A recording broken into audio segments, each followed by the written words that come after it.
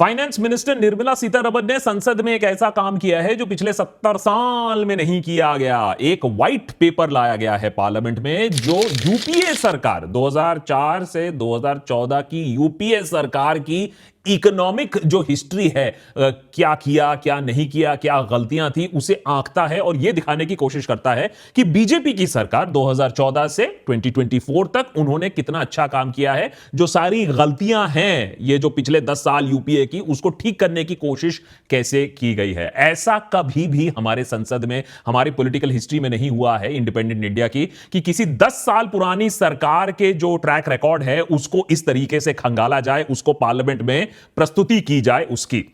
अब मैं अगर कहूं कि आप किसी भी सरकार की पॉलिटिकल परफॉर्मेंस, इकोनॉमिक परफॉर्मेंस कितने सालों में आंकोगे? आप बोलोगे 5 साल हिस्ट्री देखोगे, 10 साल हिस्ट्री देखोगे, अच्छा 15-25 साल हिस्ट्री देखोगे। बहुत लोग ये बात समझ नहीं पाते हैं, लेकिन अगर आप बीजेपी और कांग्रेस की अगर आप सरकार माने तो पिछले 30 सालों में हमारे देश की जो इकोनॉमिक एंड पॉलिटिकल हिस्ट्री है, 30 सालों में अब बराबरी है जहां तक कांग्रेस और बीजेपी की बात है। अगर आप मोदी और वाजपेयी सरकार मिला लो और Congress on the other side, तो आज तक हम जहां हैं और जहां तक नहीं है, जो अच्छा है जो बुरा है, दोनों पार्टीज को क्रेडिट या ब्लेम लेना होगा, बीजेपी और कांग्रेस। और यही बात शायद समझाने की और भी जरूरत है आज के एपिसोड में। निर्मला सीतारमण लेकिन यह कहती हैं कि उन्होंने यह काम इसलिए किया है क्योंकि वो चाहती है पोस्टेरिटी, माने आने वाली पीढ़ियां यह बात याद रखे कि यूपीए ने हमारे देश की इकोनॉमी के साथ क्या क्या नहीं किया। उधर मोदी सरकार कहती है और निर्मला सीतारमण पार्लियामेंट में यह कहती है कि हमने तो बचाया है, we have saved India from collapse.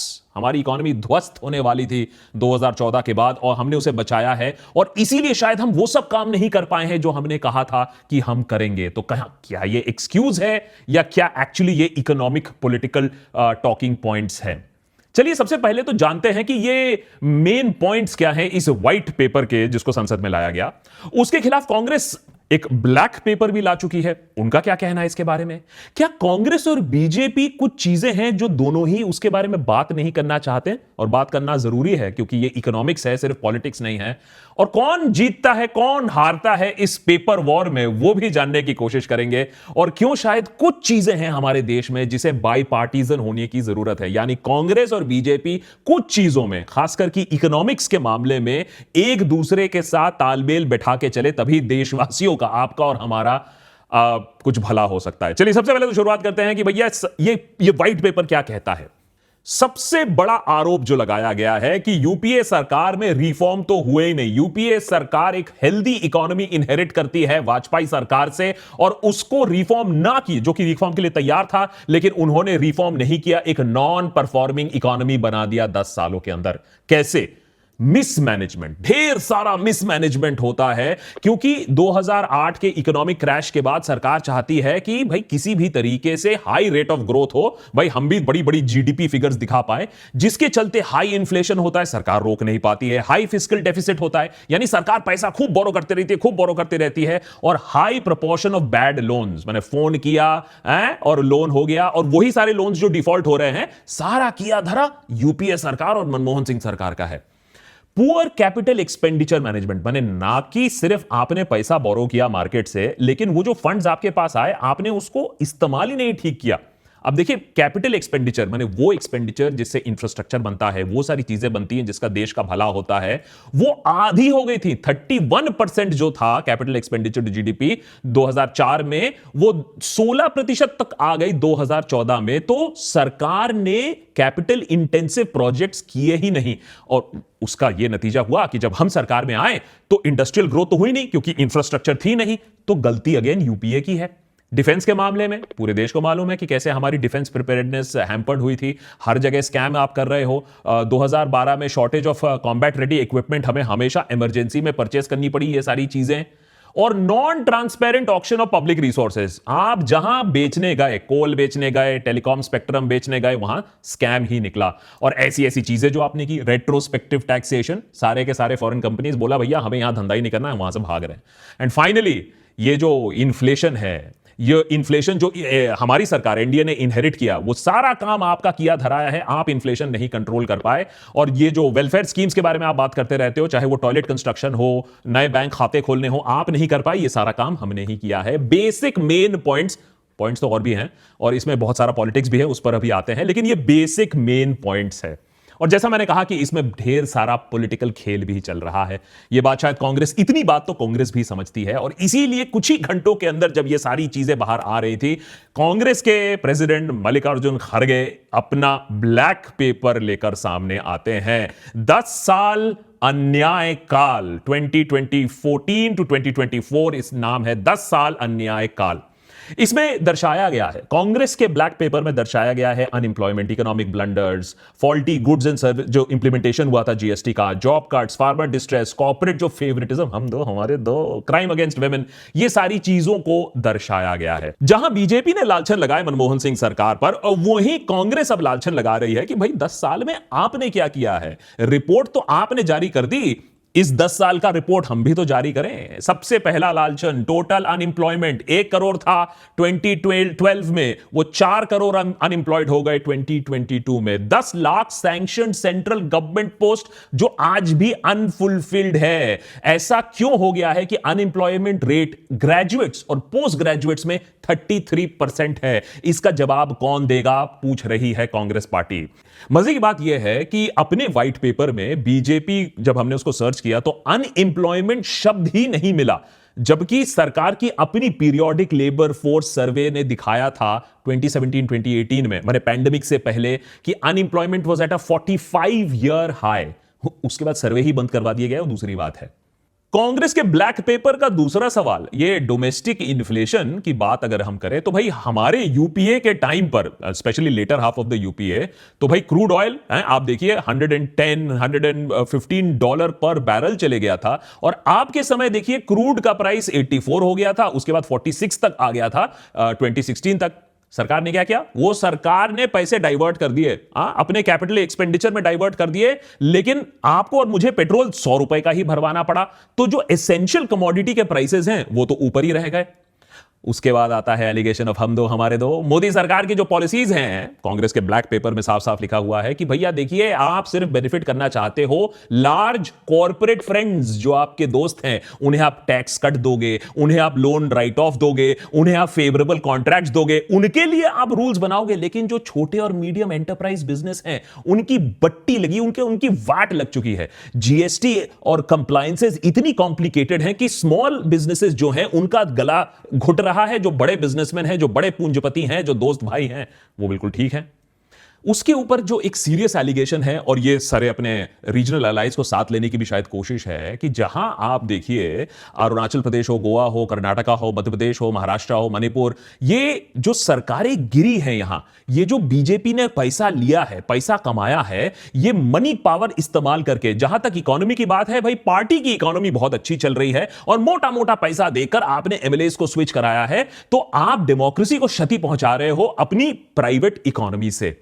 2014 से 5 फोल्ड जंप हुए हैं ईडी केसेस में, माने पॉलिटिशियंस पर ईडी चल रही है, जबकि ईडी का काम होता है फाइनेंशियल, लेकिन उसको पॉलिटिकल रीजंस के लिए इस्तेमाल किया जा रहा है। 95% पॉलिटिशियन जिन पर रेड हुई है वो ऑपोजिशन से बिलोंग करते हैं। ये कुछ खुले चिट्ठे हैं जहां तक ब्लैक पेपर है कांग्रेस की।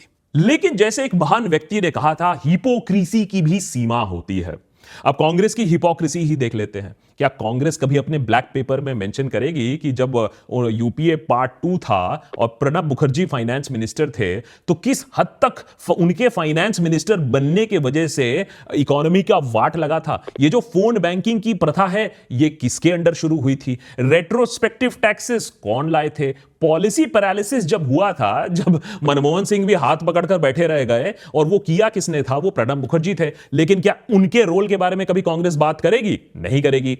कांग्रेस क्या यह बात मानेगी कि या तब हो या अब हो, उनकी मीडिया कम्युनिकेशन इतनी खराब थी कि जब वो अच्छा काम करते भी थे तो वो सेलिब्रेट नहीं कर पाते थे, कम्युनिकेट नहीं कर पाते थे वो अचीवमेंट? क्या कांग्रेस यह बात मानेगी कि जहां मेगा करप्शन केसेस की बात हो, अनडिनाएबली कांग्रेस पार्टी की वहां फेलियर थी, जिससे उनकी पार्टी की इमेज इतनी डेंट हुई कि आज भी अगर आप कोलगेट, 2G और CWG स्कैम बाहर ले आओ तो लोग भागेंगे वोट करने से कांग्रेस पार्टी से। कभी उसके बारे में उन लोग ने रिग्रेट किया है? कभी बोला है कि हम करेक्टिव एक्शंस लेंगे? उधर बीजेपी की हिपोक्रेसी देख लीजिए। 10 साल आप पावर में रह चुके हैं, 5 साल ऑलमोस्ट सेट ही है, तो फ्यूचर में नहीं देखोगे, अभी भी नेहरू के पीछे, अभी भी कांग्रेस के पीछे, अभी भी मनमोहन सिंह के पीछे। लेकिन यह नहीं बताओगे कि 2004, 2005, 2011, 2012 के जो ग्रोथ आंकड़े थे, जीडीपी नंबर्स थे, उनको मोदी सरकार ने रिवाइज करवाए थे, जिससे आपके अपने आंकड़े अच्छे लगने लगे। ये जो रेट्रोस्पेक्टिव रिवीजन है, कहां तक ठीक था? और एग्रीगेट डेटा तब भी यह दिखाती है कि जहां तक भारत देश की बात हो, तो जीडीपी ग्रोथ ओवरऑल 10 साल के एवरेज में यूपीए के टाइम पर स्टिल बेटर था। और वैसे क्राइसिस की बात हो तो यहां कोविड क्राइसिस था और वहां 2008 फाइनेंशियल मेल्टडाउन भी था। मोदी ने गारंटी दिया था कि वो 2 करोड़ नौकरियां देंगे हर साल, कि फार्मर्स को एमएसपी मिलेगा। उन्होंने तो यह भी बोला था कि फार्मर की इनकम डबल होंगे। तो क्या प्रधानमंत्री इन सब चीजों के बारे में बात करेंगे या अब नई नई गारंटीज होंगे? तो ये कोई व्हाइट पेपर में क्यों नहीं मेंशन करता है? व्हाइट पेपर में डीमोनेटाइजेशन शब्द क्यों नहीं आया है? उस समय तो बहुत बड़ा मास्टर स्ट्रोक था। और पॉवर्टी मेजर करने के लिए 2011 से कोई कदम क्यों नहीं लिए गए हैं? 80 करोड़ लोग सिर्फ फ्री फूड राशन पर क्यों बैठे हुए हैं? 15 लाख रुपए कब आएंगे? स्विस बैंक अकाउंट खाते से कितने पैसे वापस आए? पेट्रोल डीजल के दाम कम हुए कि नहीं हुए? डॉलर सस्ता हुआ नहीं हुआ? पर कैपिटा इनकम हमारा बढ़ क्यों नहीं रहा है? हम बांग्लादेश से कंपटीशन क्यों कर रहे हैं? अगर इसी तरीके से पेपर वॉर करने जाओगे तो दोनों के तरफ, दोनों ही पार्टीज के तरफ बहुत असला है, बहुत एम्युनिशन है, क्योंकि देश बहुत विशाल है और हमारी इकोनॉमिक्स बहुत ज्यादा कॉम्प्लिकेटेड है। अगर आप उसको लिमिट करने लगो कि एक पार्टी ने बहुत अच्छा किया, एक पार्टी ने बहुत खराब किया, तो उसका कोई अंत नहीं होगा। इसीलिए देशभक्त पर हम कहते हैं कि जहां तक देश की बात हो और जहां तक इकोनॉमी की बात हो, वो एक दूसरे के काम के ऊपर बनती है। It is built on the back of each others work. और इसीलिए जहां तक क्रूशियल इकोनॉमिक पॉलिसी की जरूरत है, वहां एक बाइपार्टीजन अप्रोच की जरूरत है। क्योंकि जो कंपनी आएगी ना, वो जो फैक्ट्री बैठाने के लिए, वो देखेगी कि आपकी कंपनी, आपके देश की पॉलिसी 15-20 सालों से कंसिस्टेंट रही है और 15-20-30 सालों तक कंसिस्टेंट रहेगी या नहीं रहेगी, तभी वो कुछ बिलियन डॉलर लगाकर आपके यहां फैक्ट्री खोलेगा। और इसका मैं एक सिंपल उदाहरण देता हूं कि कैसे बीजेपी और कांग्रेस सेम कॉइन के दो साइड, आप मान लीजिए, एक्चुअली 2 साइड भी नहीं है, वो बोलने से मना करते हैं, लेकिन 2 साइड भी नहीं है।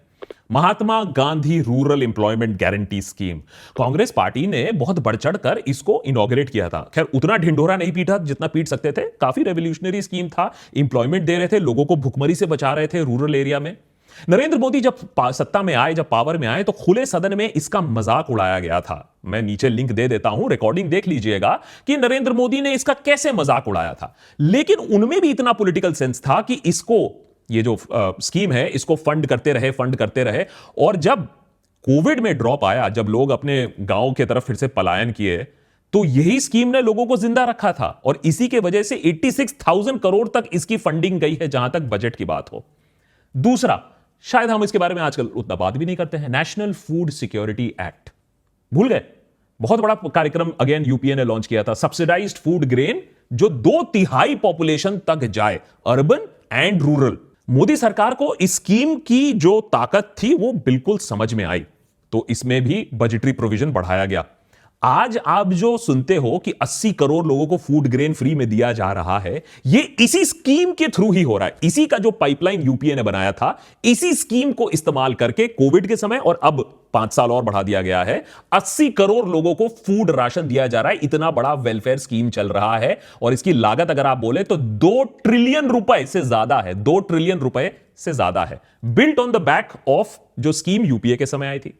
एक और स्कीम जिसको हम मानते तो हैं मोदी सरकार की स्कीम, लेकिन आधार, जब नरेंद्र मोदी पावर में आए थे और मनमोहन सिंह पावर से जा रहे थे, तब 50 करोड़ आधार कार्ड्स ऑलरेडी थे हमारे देश में। और उस समय आधार को इस्तेमाल किया जा रहा था बैंक खातों के लिए, सब्सिडी के लिए, एक्सेस टू क्रेडिट, ट्रांसपेरेंसी के लिए, जिससे लीकेज ना हो ऑन वेलफेयर स्कीम। मोदी सरकार ने इसको समझा, आधार के इंपॉर्टेंस को समझा, नंदन नीलकनी ने क्या किया है उसको समझा, और जो हमारे देश का जो डिजिटल स्टैक है, UPI, KYC, subsidy, welfare scheme, direct benefit transfer, इसको आधार का एक बेसिस बनाया और इसको फिर कंपलसरी भी बनाया। ऑफ कोर्स उसमें बहुत सारे इश्यूज हैं जिसको हम भी हाईलाइट करते रहते हैं, प्रिवेसी इश्यूज हैं, स्कैम्स है, कंपलसरी जबरदस्ती लिंकिंग भी है बहुत जगह, जैसे आपके फास्टैग के साथ। बट आधार रेवोल्यूशनरी है और इसको भी ओवर द गवर्नमेंट, ऐसा नहीं है कि आधार, जैसा बहुत लोग सोचते हैं ना कि 2014 से पहले तो हम आग जलाते थे, फ्लिंटस्टोन इस्तेमाल करके आग जलाते थे और हम गुफाओं में रहते थे और देश आजाद बस 2014 के बाद ही हुआ है। लेकिन ये पॉलिटिक्स क्यों फिर? इसमें भी एक रीजन है कि इस व्हाइट पेपर को क्यों लाया गया है, और ये व्हाइट पेपर सिर्फ संसद में डिस्कस नहीं होगा, ये व्हाइट पेपर एक पॉलिटिकल प्रोग्राम के अनुसार सारे देश में फैलाया जाएगा, और इसका पॉलिटिकल रीजन भी साफ है। अब आप बोलोगे यार इसी में क्या जरूरत है, मोदी तो आ ही रहा है, आएगा तो मोदी ही आएगा, मोदी ही आएगा, लेकिन मोदी कितने से आएगा, सवाल आज उस पर है। अगर आप आइडेंटिटी पॉलिटिक्स की बात करो, वोट वहां सील हो चुका है, राम मंदिर। अगर आप सिक्योरिटी, नेशनल सिक्योरिटी की बात करो तो सर्जिकल स्ट्राइक, पाकिस्तान, वहां भी सील हो चुका है वोट। चाइना इशू उतना स्टिक नहीं कर पाया है, और शायद ऑपोजिशन भी फेल कर चुकी है। एक और सिर्फ एक मुद्दा है जिसके वजह से लोग शायद किसी और को वोट देने की सोचे, और उसी एक मुद्दे पर कांग्रेस भी हार्प ऑन करने की कोशिश तो कर रही है, कितना सक्सेसफुल है पता नहीं, और वो है अनएम्प्लॉयमेंट, वो है इन्फ्लेशन, वो है इनकम इनइक्वालिटी, वो है स्टेट्स को अपना हिस्सा नहीं मिल रहा है। तो 300 सीट अगर बीजेपी लाए, और बहुत लोग मान के चल रहे हैं कि 300 बहुत आसान चीज है, आसान नहीं है। 10 साल के एंटी इनकम्बेंसी के बाद 300 लाए तो बहुत बड़ी बात है, लेकिन जैसा कि नरेंद्र मोदी भी कह चुके हैं, उनका जो एम है वो तो 370 है, वो तो 400 है, क्योंकि अगर आपको बड़े डिसीजंस लाने हैं, नरेंद्र मोदी ने क्या कहा है, it will be the tenure for big decisions. लेकिन अगर आप बिग डिसीजंस करना चाहोगे तो फिर आपके पास 370 400 चाहिए, और एम वही है, एक एक वोट जाना चाहिए हमारे पास। बीजेपी ऑलरेडी दिखाने की कोशिश कर रही है कि हमारे पास स्ट्रॉन्ग एबल लीडरशिप तो है ही है, डिसाइसिव लीडरशिप है ही, वर्ल्ड इकोनॉमिक पावर तो हम बन ही रहे हैं। लेकिन जहां प्रॉब्लम आ रही है, और शायद मोदी सरकार इतनी तो शातिर होगी, इतनी तो इंटेलिजेंट होगी कि जो मिस्टेक वाजपेयी ने की थी वो ये नहीं करना चाहते हैं। वो था कि जब वाजपेयी ने कहा था इंडिया शाइन कर रहा है, सब कुछ अच्छा है, सब चंगा सी है, लेकिन लोग इसी बात से खफा हो गए थे कि हमारे पास तो खाने के लिए 2 अनाज भी नहीं है। और आज इस चीज को दर्शाने की कोशिश हो रही है कि अगर हमने वो काम नहीं कर पाए, अगर हम फार्मर इनकम डबल नहीं कर पाए, अगर हम आपकी पर कैपिटा इनकम नहीं बढ़ा पाए, अगर आपकी आर्थिक स्थिति उतनी अच्छी नहीं है, वो इसलिए क्योंकि हमारे पास स्थिति देखिए इकोनॉमी की इतनी खराब मिली थी, यूपीए ने तो एकदम बंजर जमीन दी थी, अब हम उसको उपजाऊ बना रहे हैं। हम स्टेट्स को पैसा कैसे दे पाए टाइम से? अरे इतनी बड़ी क्राइसिस से हम बाहर आ रहे थे, देश तो आपदा में डूबा पड़ा हुआ था। तो इसीलिए अगर कोई सवाल पूछे कि भाई फार्मर इनकम का क्या हुआ, 5 ट्रिलियन टन इकोनॉमी का क्या हुआ, तो आप बता सकते हो कि इसमें थोड़ा सा समय लगेगा। तो ये पॉलिटिकल मूव है। फाइनल प्रूफ दे देता हूं पॉलिटिकल मूव क्यों है। 2015-16 में प्रधानमंत्री ने एक इंटरव्यू में कहा था कि उस समय भी एक व्हाइट पेपर ऐसे लाने का प्रेशर था उनके ऊपर, लेकिन उन्होंने ये काम इसलिए नहीं किया क्योंकि इन्वेस्टर्स उस समय डर जाते, भाग जाते, कॉन्फिडेंस जो दुनिया का था इंडिया के ऊपर वो हट जाता। लेकिन आज जब वो लाए इलेक्शन से कुछ ही हफ्तों पहले ये व्हाइट पेपर, तो ये बात भी उन्हें मालूम होनी चाहिए कि आज एफडीआई इन्वेस्टमेंट इनटू इंडिया 16 साल में सबसे लो है। 16 साल हम इतना पीछे चले गए हैं जहां तक एफडीआई इन्वेस्टमेंट की बात हुई हो। मेक इन इंडिया क्या क्या हुआ, ईज ऑफ डूइंग बिजनेस का क्या हुआ, ये इसलिए हुआ है क्योंकि हमारे ट्रीटी मूव सही नहीं बैठे हैं, हम दूसरे देशों के साथ लड़ाई झगड़ा करने में बैठे हुए हैं, brain drain at its highest हो रहा है, यूनिकॉर्न्स हैं जो कोलैप्स कर रहे हैं, और मेक इन इंडिया बस 2-3 कंपनीज हैं, 2-3 ब्रांड्स हैं, उसको छोड़कर कोई मेक इन इंडिया तो कर नहीं रहा है। वियतनाम, लाओस, कंबोडिया लोग चले जा रहे हैं। अगर आप इंडिया इनकॉर्पोरेटेड की प्रॉफिट ग्रोथ की बात करें तो स्लोएस्ट इन 14 क्वार्टर्स हो गया है। तो ये पेटी मामला है। इकोनॉमी एक पार्टी बनाती दूसरी पार्टी बिगाड़ती नहीं है, ये कोई मूर्ति नहीं है, ये देश की इकोनॉमी है। लेकिन अगर इस बात पर डिबेट हो रही तो अच्छी बात है, कम से कम अस वर्सेस देम की जगह अगर your economy versus our economy की डिस्कशन हो तो अच्छी बात है। और मैं तो ये कहूंगा कि इस बात को मैं पॉजिटिवली लेना चाहूंगा। क्या कहा निर्मला सीतारमण जी ने? उन्होंने कहा कि अब हमने इकोनॉमी स्टेबलाइज कर दी है, अब हम रिकवरी एंड ग्रोथ पाथ पर चल चुके हैं, तब हम जाकर लोगों को बता रहे हैं कि देखिए कितने बड़े बड़े चैलेंजेस हमने ओवरकम किए। अगर निर्मला सीतारमण जी की यह बात मैं मान लूं, अगर निर्मला सीतारमण जी इस बात पर फिक्स्ड है, तो लाओ व्हाइट पेपर और खूब कालिक पोतो यूपीए पर, लेकिन इसके बाद प्रॉमिस करो कि भाई नेहरू और मनमोहन सिंह पर नहीं जाओगे। आप मान रहे हो ना, खुद ही मान रहे हो ना कि इन्होंने खराब किया था, हमने ठीक कर दिया, अब ठीक कर दिया ना, अब आएगा तो मोदी ही। तो अगले 5 साल में क्या हम सिर्फ और सिर्फ इकोनॉमी के बारे में बात कर सकते हैं, या फिर से अस वर्सेस देम, और फिर से दंगा फसाद, और फिर से खतरे में है, और वही वाली राजनीति फिर से चलेगी? ये सोचने वाली बात है।